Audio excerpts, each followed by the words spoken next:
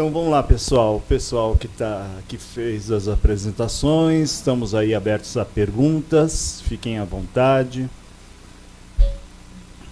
Professor Panicali. Bom, parte do que eu ia perguntar, eu já perguntei pessoalmente ao Morales, mas eu quero aproveitar a oportunidade para cumprimentá-lo pela excelente palestra. Particularmente para mim, foi extremamente útil, como todas as outras palestras, mas em particular, eu estou trabalhando com proteção de plataforma marítima, ok? Onde a incidência de raio é bom a gente levar em conta.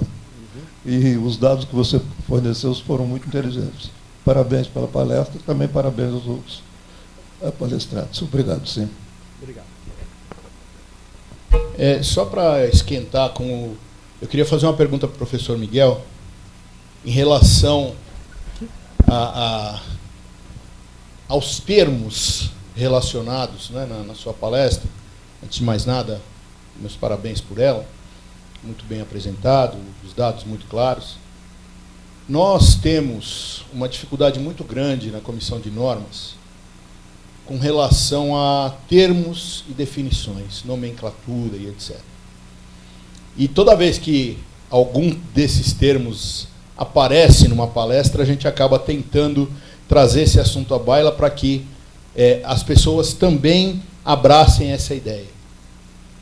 Termo corrente contínua, corrente, no nosso caso, de continuidade, ou componente contínua, no bojo da questão, quer dizer a mesma coisa. Quais seriam as suas impressões relacionadas à possibilidade de unificar num único termo? Muito obrigado pela pergunta. E esse é um aspecto, né, do estado da arte do tema aqui sobretudo aqui no Brasil, que eu acho que precisa imediatamente de uma padronização. A minha visão é que tem que padronizar e que tem que haver um termo, né? Obviamente, a minha formação foi lá em Belo Horizonte, na UFMG. Os termos que eu adotava lá, os termos com os quais eu me familiarizei com o assunto, são totalmente diferentes dos que eu utilizei aqui hoje, né? Os que eu não chamava, por exemplo, o líder de líder, chamava de canal descendente. Então, quando eu fui fazendo uma transição, saindo da instituição de onde eu me formei e fui para o Cefet hoje, eu tive uma certa dificuldade, mas que me ajudou também a me familiarizar mais. Mas por que eu estou falando isso tudo? Eu acho que é urgente a padronização desses termos, né? Ao fim da apresentação, o Sueto até falou que aqui provavelmente estava se referindo também ao grupo da norma. Vocês dizem corrente de continuidade, né? Eu sou 100% a favor dessa padronização, inclusive para todos os termos relacionados ali, principalmente com a física das descargas. Então, tem meu apoio, sou 100% a favor dessa padronização. E tenho dificuldades também quando vejo um termo diferente, às vezes não sei a que se refere aquilo ali. Então, eu sou 100% a favor dessa padronização. Eu acho que essa pergunta também pode ser a palestra do professor Morales, claro. Porque ele começou até falando a questão dos flashes, dos strokes, né? Então, eu acho que isso precisa realmente, porque, principalmente nesse caso, dá números 3, 4 vezes maiores, né? E tem gente que chama raio, descarga atmosférica, relâmpago, né, para a mesma coisa. Então, isso é uma coisa... Se quiser comentar, professor. Assim, na comunidade de eletricidade, esses jargões, né, ou essas definições são bem conhecidos, mas no público geral acho que é importante definir claramente o que é cada coisa. Porque assim, eu falo para vocês, o flash ele foi introduzido na década de 70, 80, não por uma questão nossa de ciência, mas era um problema de empresas que vendiam técnicas de detecção de raios. E era o quê? Era uma maneira para falar, o meu sistema é melhor que o outro. Eu deteto 90% dos flashes. Aí você é leigo, você fala flash, é o raio, né? Mas não, na verdade era a descarga de retorno e as descargas subsequentes. Então por quê? Porque a descarga de retorno é o primeiro raio que tem a maior energia. Então esse você geralmente pega. As descargas subsequentes você não pega tão facilmente. Então foi uma maneira qual eles manipularam e usaram isso daí, né? Ou seja, então a gente tem que tomar muito cuidado. E aí o que aconteceu? virou uma norma, né? Agora a gente vai para o sistema óptico. O sistema óptico que a gente tem, que é o GLM, que é hoje está no GOES, ele é público, ele mede a emissão óptica. Então você está vendo a câmera, você está vendo o raio, né? Só que quando você está olhando de cima, você só vê a trajetória dela. Você não sabe se está subindo, se está descendo, se está inclinado. Então a gente fala, estou medindo o raio total. E aí você vai seguindo o raio, ou seja, espacialmente, e aí agrupa isso daí no espaço e no tempo. Aí você fala, bom, isso aqui é um raio, e aí quando eu junto isso no espaço e no tempo, isso aqui é um flash. Então por quê? Porque ele não consegue discriminar se é um raio descarga de retorno nem descarga subsequente. Então vocês estão vendo? Então existe uma nomenclatura que a gente tem que tomar cuidado. Então quando você usar de superfície, use o valor que é raio, ou seja, que é o stroke, né? O relâmpago é flash. Você está relampejando, ou seja, está piscando, é a parte luminosa que tem. Então a gente tem que usar por quê? Porque as normas, ora usa o flash, ora usa o stroke. O pessoal veio para mim e falou, mas qual que é o flash? Não sei, falei, varia. Ou seja, de tempestade para tempestade varia muito. Então não dá para dizer um valor real, né? Só um último comentário. Acho que o caminho para poder padronizar isso, de repente, é a própria norma. Assim, na minha humilde opinião, a norma é quem tem que fazer esse tipo de padronização. Eu acho que isso também decorre do fato da gente não ter uma referência bibliográfica consolidada, 100% consolidada, que seja unanimidade em português, igual as que a gente tem em inglês, né? A gente tem aí pelo menos 3 livros publicados em língua inglesa que são consideradas bíblias da área de descargas atmosféricas. Então, para mim, na minha opinião, o caminho nosso aqui no Brasil para padronizar isso e, de repente, facilitar o acesso de outros engenheiros que queiram adentrar a área seria a própria norma.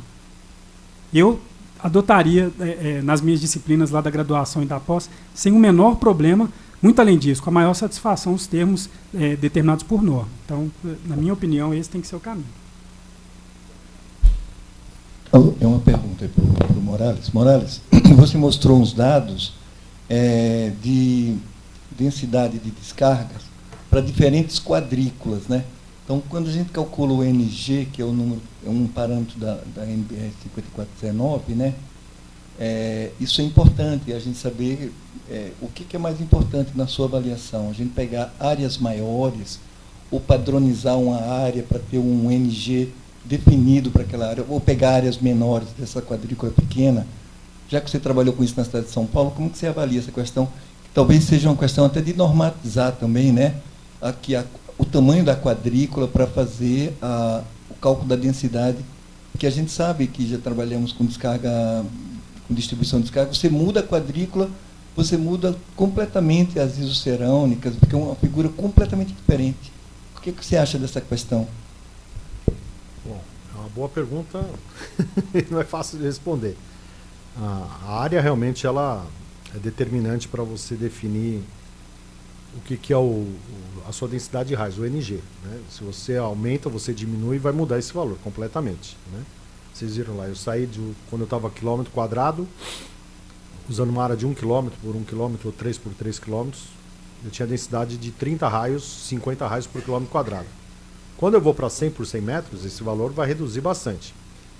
Só que quando você usa uma área de 1 por 1 km, você está assumindo que aquela densidade de raios é distribuída igualmente sobre toda a área. Né? A pergunta é válido? Né? Eu mostrei a Avenida Paulista para vocês. E aí, tá para falar que é válido? Não. Então vai depender muito. Então o que a gente tem que fazer? Eu acho que assim, é uma coisa que tem que ser estudada. Então você verificar a homogeneidade da área. Por exemplo, quão urbanizada aquela área, quão arborizada ela é, e assim sucessivamente. Para quê? Porque aí você usa um valor de uma quadrícula de 1 por 1 km ou 3 por 3 km, você tem a densidade média, você pode calcular a mínima e a máxima dentro da região e verificar um certo grau de homogeneidade daquela informação lá dentro. Né? Só que para eu descer com alta precisão, para descer com alta granularidade, ou seja, 10 por 10 metros, 100 por 100 metros, eu preciso ter esse sistema de detecção mais detalhado, de alta precisão. E aí é onde que a tecnologia não ajuda a gente. Por quê? Porque existem 2 ou 3 sistemas que fazem isso. Né? E aí o que acontece? A área de cobertura deles é 100 km. Então você está falando no nível do Brasil continental, ou seja, estão falando de milhares de quilômetros. Então imagina quantos sistemas de detecção de raios eu tenho que ter lá dentro. Então, o que a gente pode partir para o próximo passo?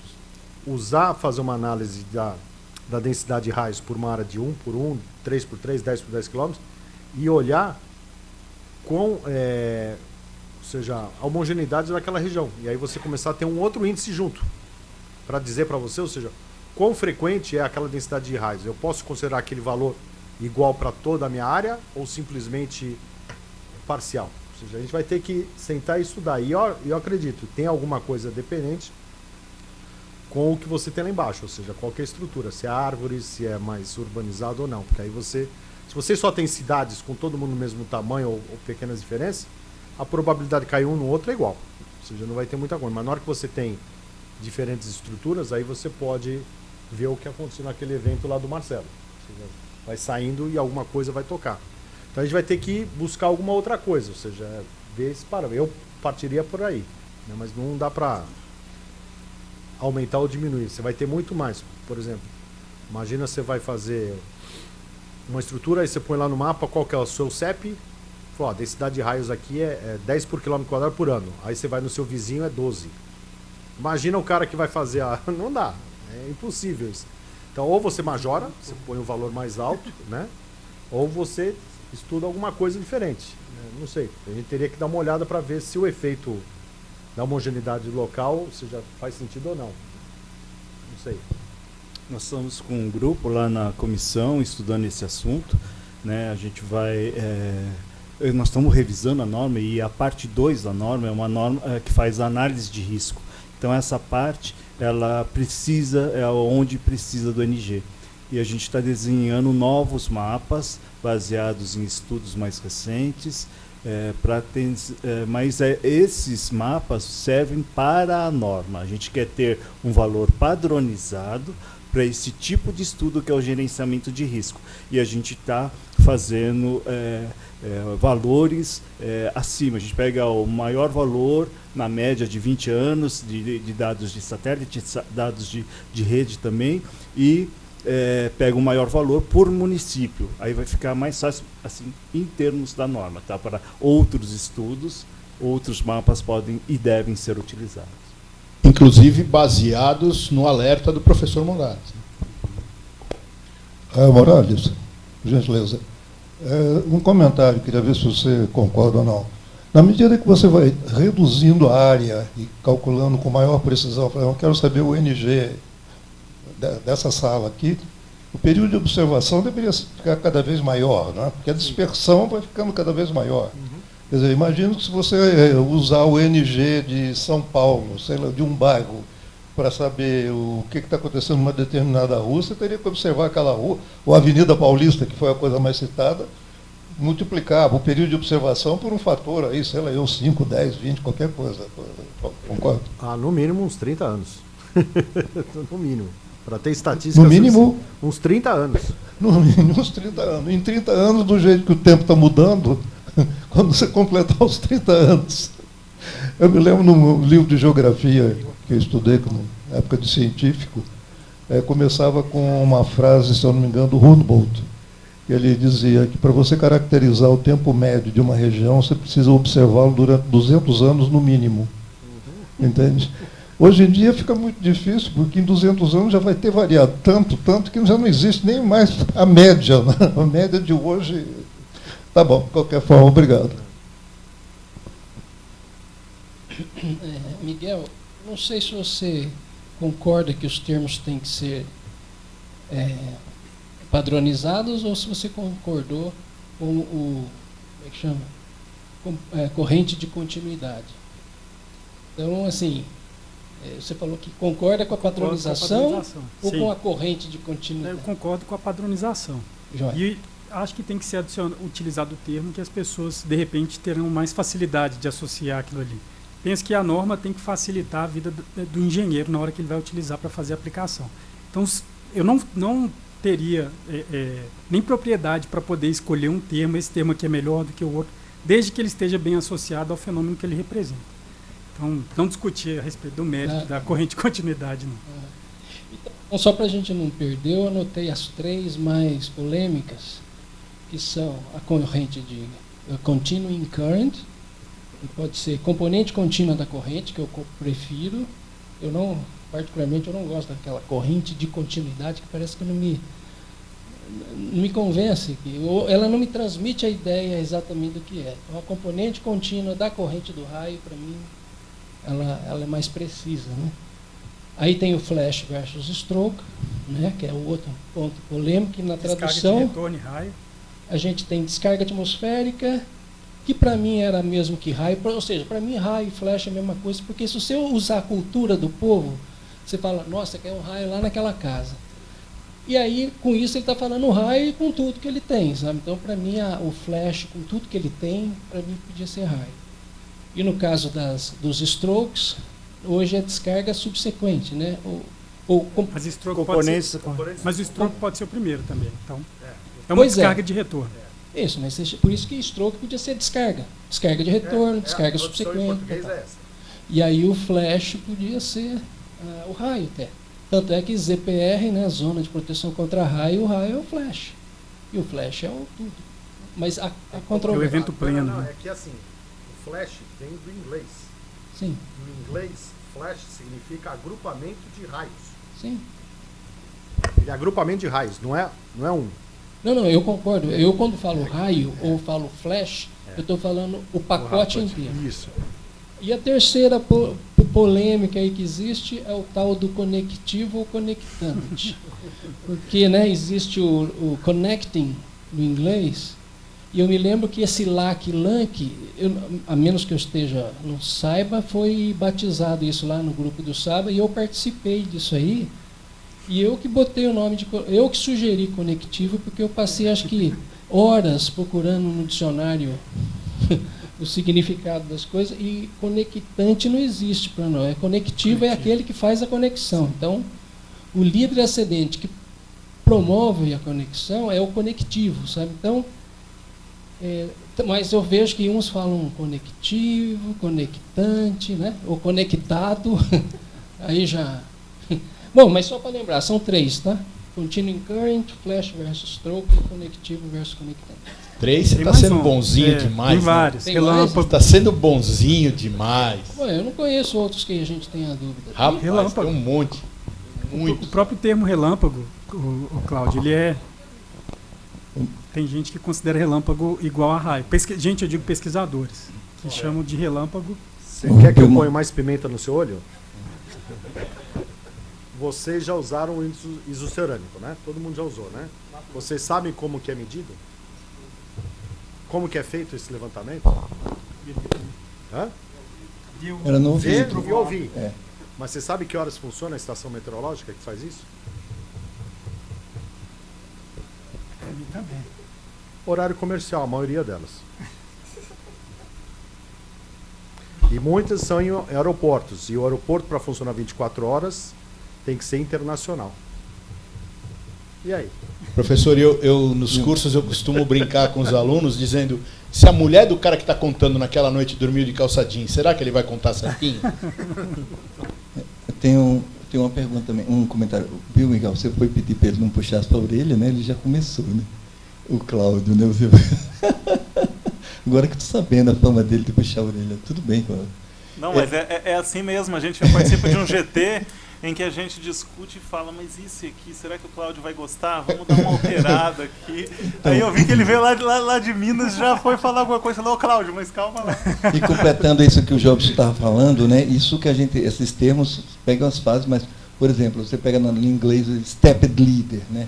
Como é que você vai traduzir um negócio desse, né? Que é a primeira fase, que chama líder conectante, condutor por passos. Eu me lembro do meu mestrado, lá na década de 90, aqui na USP, eu chamei de condutor por passos, né? Na minha dissertação de mestrado, está com essa tradução. Mas de lá para cá, muita nomenclatura, e você vai, cada dissertação que você lê, das bancas que eu participei, um nome novo aparece. Então, Moacir tem escalonado nessa parada aí também. tem o livro escalonado também, que foi inventado lá pelo pessoal do INPE. Né? Porque quando eu fiz doutorado lá, eu vi essa criação também desse livro escalonado. Então, eu tinha dificuldade na hora de escrever, sabe? Então, acho que é super importante mesmo ter uma padronização para esses nomes, né? De todas as fases, não é só dessas fases mais importantes para a engenharia. É até para tornar possível na ciência aqui no Brasil uma comunicação mais efetiva, né, do que você está falando para o outro, né? Então tem muita coisa que a gente faz em inglês, né, mas tem bastante coisa que já se faz em português. Tem sites com tradução, tem textos de divulgação científica, tem muita coisa que precisa disso. Então, talvez a norma parametrizando o fenômeno como um todo, né, com as diversas fases, pode ser de referência para toda a sociedade, de uma maneira geral, né? Isso aí. Não fazendo defesa da corrente de continuidade, ela já está em duas normas, a norma de OPGW e na 5419. Não querendo fazer defesa. Você percebe, o defensor do Franklin voltou à carga, né? Eu tenho uma pergunta para o Milton, ele tem que sair daqui 40 minutos, não, daqui a 10 minutos. Você citou um paper, né? Eu acho difícil a gente saber quando foi um lunk que matou a pessoa, né? Então, o Zé Cláudio até mostrou lá aquele caso da Praia Grande, que desconfia-se que as duas meninas sofreram o lunk ali, né? E você citou, acho que um paper não sei se do Nag, né? Não. Da Marianne Cooper. Da Marianne Cooper. Acho que 2002, tá? Né? Como é que a gente consegue saber se foi um lunk, ou se foi uma atenção de passo, ou uma outra coisa, ou uma descarga direta?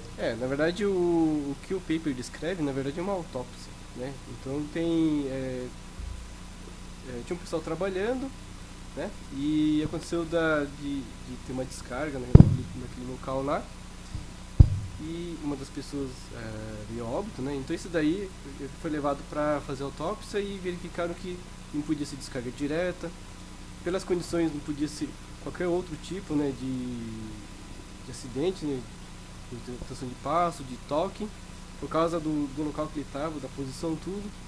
Então, o que eles concluíram que pode ter sido esse tal do lunk, né? Lunk lá do IP, né? Então, conectivo.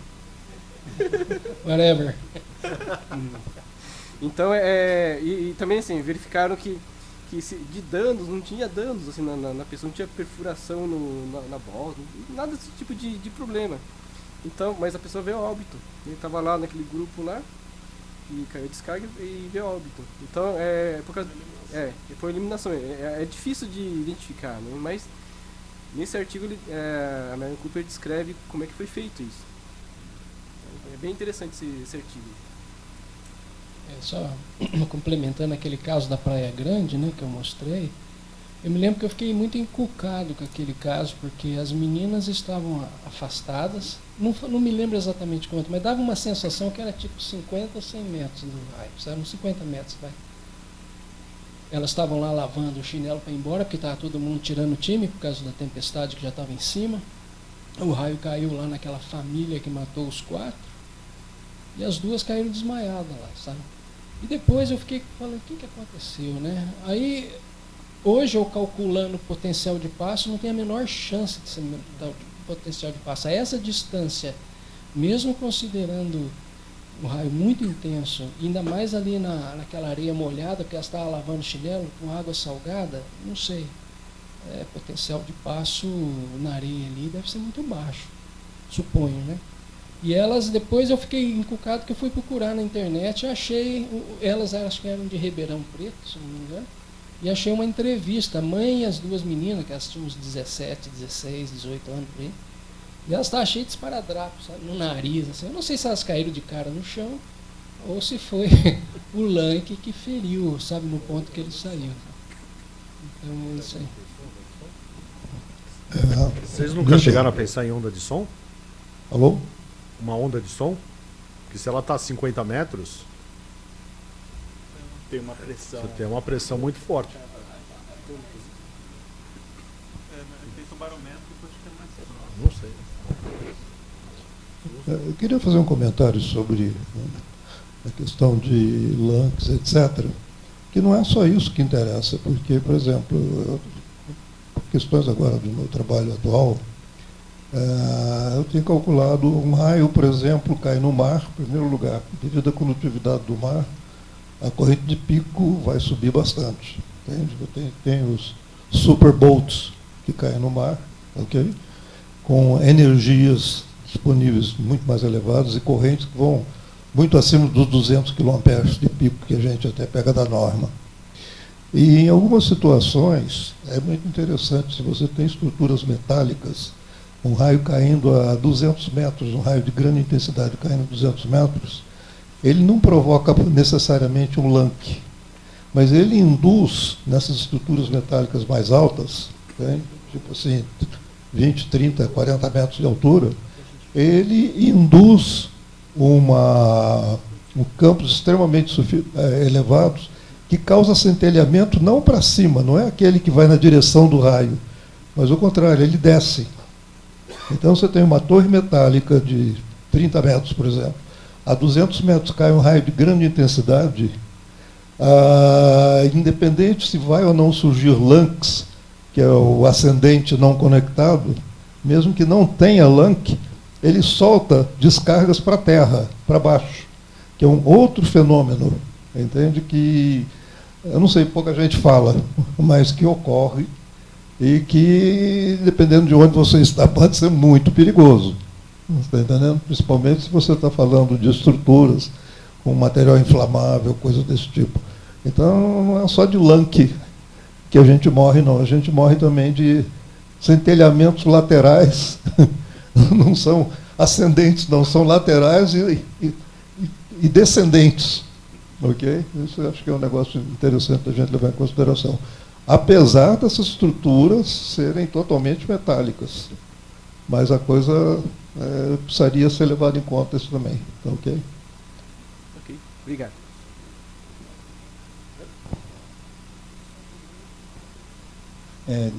Inclusive nessa questão da corrente que passa pelo corpo, né, tem muito a ver se é potencial de passo, né? O próprio coração ele tem um comportamento muito diferente. Eu estudei um pouco essa questão na época, li inclusive o trabalho da doutora Anne Cooper, que ela tem livros, né, compêndios disso aí, né, e alguns estão na internet, eu consegui ler, que inclusive tem a ver com a capacidade de fibrilação que existe no músculo. Então, se você está passando, tem um tempo que o coração bate que ele está muito apertado e tem outro que ele está muito para lá, né? Mas tem uma hora que ele está no meio da batida que ele praticamente não tem tensão, ele funciona por inércia, né? Nesse momento, uma corrente pequena já é suficiente para matar a pessoa. Ele dá uma parada cardíaca. Qualquer pessoa revivaria. E eu conheço na minha família o caso de uma pessoa que foi revivida o meu primo, ele tomou um choque, caiu no chão, aí a filha dele, né, intuitivamente começou a bater no coração dele assim, e ele voltou à vida, né? Só porque ele bateu. Mas se a pessoa não soubesse, ela é da área de enfermagem, parece uma coisa assim, sabia o que fazer, né? Mas se a pessoa não sabe, a pessoa morre de uma parada cardíaca possível de ser de um choque elétrico comum. Então, a complexidade dessa questão é muito grande para ver o que mata e o que não mata, né? E a causa, né? Eu também, do que eu li, eu não consegui ver nada assim que você possa dizer, depois que passa a corrente elétrica, você não tem como dizer de onde ela veio, para onde ela veio. Eu sei que é complexo esse problema. Então, talvez a gente devesse investir mais, atraindo médicos para estudarem essa questão aqui no Brasil, porque a doutora Anne Cooper é uma médica que foi para a área. Como a gente tem aqui o engenheiro civil, né, o Normando aí, que ele tem uma visão de fora, mas ele traz essa visão, né, claro, né? Então a gente precisa trazer mais gente de outras áreas nessas questões específicas, né, para facilitar o nosso trabalho. Só uma colocação em relação ao que o Moacir está falando. Embora não esteja na literatura vastamente colocada aí, já desde a época, né, dos primeiros cípidas, digamos assim, o finado professor Duílio Moreira Leite já trazia essa questão, e o Hélio pode me ajudar com a memória, já que ultimamente a gente precisa um do outro com essa história de ficar lembrando coisa. Mas o próprio professor Duílio, em conversas com o professor Panicali, tratavam dessa história do acoplamento magnético, né, e da fase T, né, que é o momento entre a contração e o afrouxamento dos músculos cardíacos, se o campo eletromagnético acaba abraçando ali veias, artérias e o próprio coração do indivíduo, acaba tendo, então, como se usasse o desfibrilador ao contrário, né? Você dá uma pancada no cara sem ele precisar. E, nesse caso, pode, eventualmente, ser uma questão também de causar um dano que leve aí a consequências piores. Eu gostaria de complementar, só contando uma situação. A questão de uns 6, 7, 8 anos atrás, o SPDA... Eu moro em Campinas, num prédio que tem 20 andares. Tá? Esse prédio atualmente está com 23 anos. A questão de 8, 10 anos atrás, remodelaram o SPDA e passou a ser estrutural. Fizeram aquele processo de medição, etc., mas essa é uma outra história que eu conto depois, mas enfim. Tinha um SPDA convencional, de cá, externos. Tá? Acoplando com o que o Jobson acabou de lembrar que o professor Duílio contava, o meu quarto é uma parede externa, ok? Um belo dia, olhando para o lado de fora, andando em volta do prédio, eu observei que mais ou menos a meio metro da minha cabeça, pelo lado de fora, tinha um cabo de descida. Ou seja, se caísse um raio lá em cima e tivesse o azar de passar no raio da fase T do coração, eu iria acordar, não é? Acordar falecido, não é? No dia seguinte. E o pessoal fala, não, coitado, morreu tão moço. Nem tanto, né? Mas enfim. Então, todo mundo ia chorar. E por que eu estou meio brincando, mas falando sério? Eu acredito que a norma seria interessante a gente colocar alguma coisa, pelo amor de Deus, não coloca um cabo de descida perto de cabeceiras de cama. Porque parede de tijolo de alvenaria não blinda campo magnético. E a ferragem estrutural que tem está muito longe também para fazer qualquer tipo de efeito. Entende? Então, eu acho que fica assim uma sugestão da 5419, a gente lá pelas tantas dá uma burilada nisso assim, porque é sério. Vai falar, não, a probabilidade é pequena. Eu diria que a probabilidade é um negócio muito importante, contanto que você não faça parte da estatística. Não é? Isso daí, eu acho que dizia era Marx ou Engels, um desses daí que dizia a diferença entre tragédia e estatística. Né? Estatística é aquilo que acontece com os outros, tragédias é quando acontece com você. Entende? Então, e são coisas assim que podem ser evitadas. Eu acredito que na palestra da manhã, eu vou tocar nesse assunto sobre quanto custa você reduzir riscos que são pequenos, tá? Mas de consequências, você com uma pequena quantidade, um pequeno cuidado, simplesmente não desce o raio da descida num lugar que você pode ter uma cama, entende? Coisas desse tipo. Você, com gastos mínimos, você elimina esse risco pequeno, mas de consequências que podem ser muito dramáticas. Eu não vou dizer grande, mas é dramática se você puder evitar. Não é? Acho que quando você mora num condomínio muito bacana, tal, não sei o quê, você chegou em casa às 3 horas da manhã, estava jantando, né? Você vai atravessar a rua, você olha para um lado, olha para outro. Por que você não vai olhar? Vai que tem um outro cara também chegando às 3 horas, você vai atravessar a rua sem olhar e vai acabar atropelado? Para quê? Não custa nada. Então, fica a sugestão da gente pensar em colocar na norma alguma coisa mais ou menos nesse sentido, acoplado com a história do campo magnético no batimento cardíaco. Tá ok?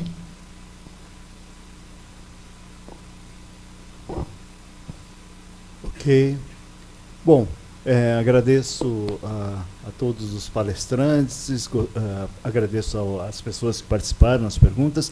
Peço que todos fiquem mais um pouquinho aqui, a gente vai ainda bater um papo com os patrocinadores. Tá? Então,